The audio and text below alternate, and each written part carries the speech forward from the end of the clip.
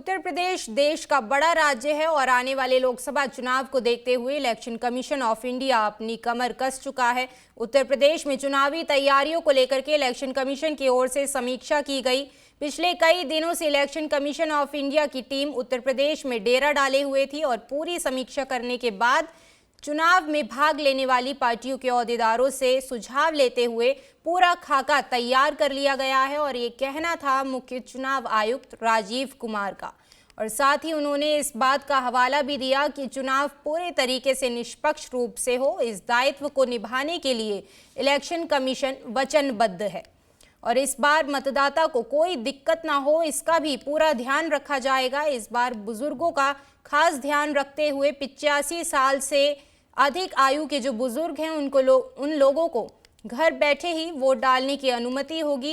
ये सुविधा उन्हें प्रदान की जाएगी और इसी के साथ ही जो दिव्यांग हैं वो भी घर से ही वोट डाल सकते हैं। इसके लिए भी प्रक्रिया पूरी कर ली गई है।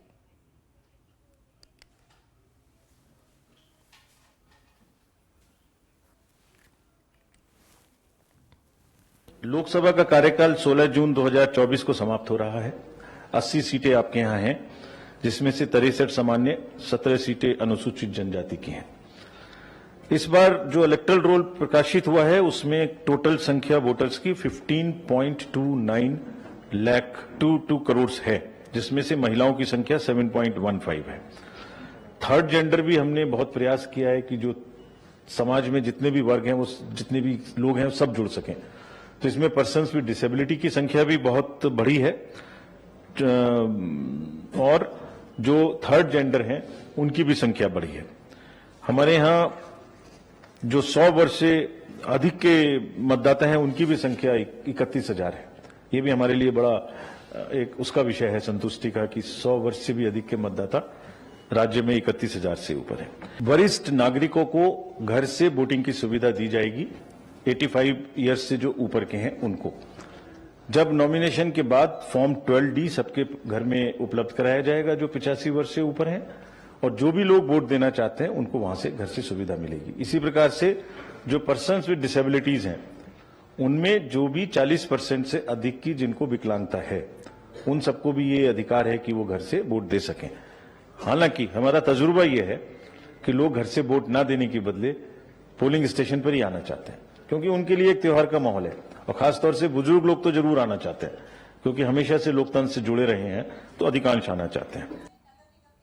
उत्तर प्रदेश में योगी सरकार शिक्षा ढांचे को मजबूत करने और उसके स्वरूप को बेहतर बनाने के लिए काम करने में लगातार जुटी हुई है। उत्तर प्रदेश के गोरखपुर में आयोजित एक राज्य स्तरीय कार्यक्रम में पहुंचे मुख्यमंत्री योगी आदित्यनाथ ने माध्यमिक शिक्षा की मजबूती के लिए 25 करोड़ रुपए की योजनाओं का लोकार्पण और शिलान्यास किया। इसी के साथ ही प्रोजेक्ट अलंकार के तहत ये शिलान्यास किया गया और इस मौके पर सीएम योगी आदित्यनाथ की ओर से तकरीबन 4,000 छात्र छात्राओं को स्मार्टफोन्स और इसी के साथ ही टैब्स की जो सुविधा है वो भी उपलब्ध करवाई गई। कुछ छात्र छात्राओं को मुख्यमंत्री ने मंच पर स्मार्टफोन और टैब्स भी दिए।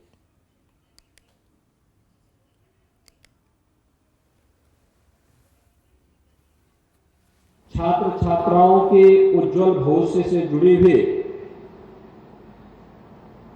3 महत्वपूर्ण कार्यक्रमों को आगे बढ़ाने की श्रृंखला में आयोजित आज के इस कार्यक्रम में गोरखपुर में मेरे साथ मंच पर उपस्थित गोरखपुर के माननीय सांसद श्री रविकिशन शुक्ला जी,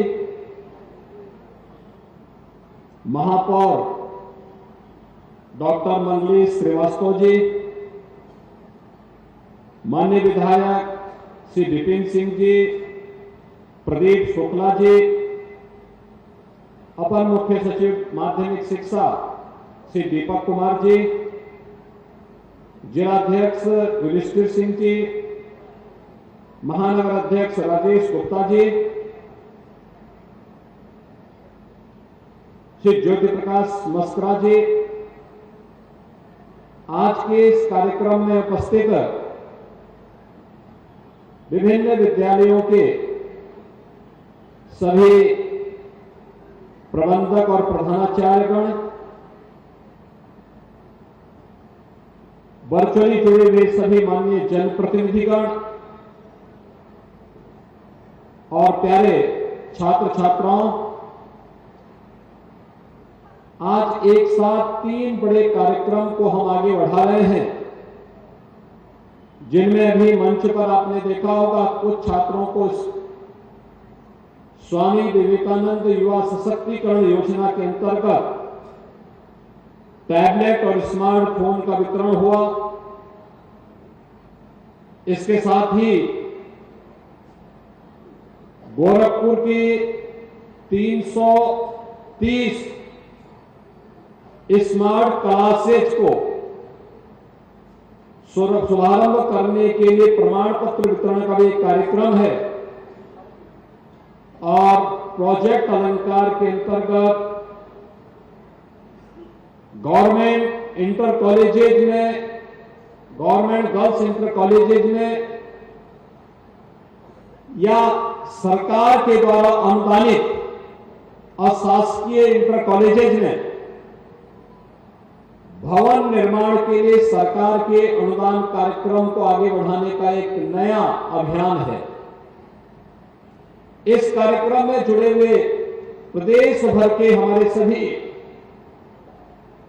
जो संस्थाएं आज इस कार्यक्रम के साथ जुड़ी हुई हैं, उसके भी प्रधानाचार्य और वहां के छात्र छात्राएं भी होंगी। इन सभी कार्यक्रमों के लिए मैं उत्तर प्रदेश के उन लाखों छात्र छात्राओं को जो इस अभियान से लाभान्वित होने वाले हैं, विद्यालयों को, उनके शिक्षकों को, प्रधानाचार्यों को और शासकीय सहायता प्राप्त अशासकीय विद्यालयों के प्रबंधकों को भी मैं हृदय से बधाई देता हूं, अपनी शुभकामनाएं देता हूं। 3 प्रकार के जो एक कार्यक्रम है, जिसमें पहला मैंने बताया कि टैबलेट और स्मार्टफोन 2021 में, नवंबर 2021 में हम लोगों ने इस योजना को प्रारंभ किया था। इसके पीछे का उद्देश्य था कि हम प्रदेश की अपनी युवा शक्ति को डिजिटली सक्षम बना सके।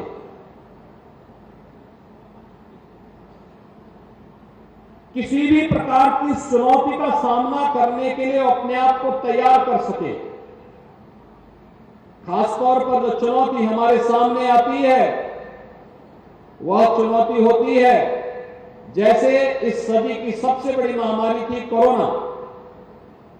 कोरोना में स्कूल कॉलेजेस बंद हो गए, ठप हो गए।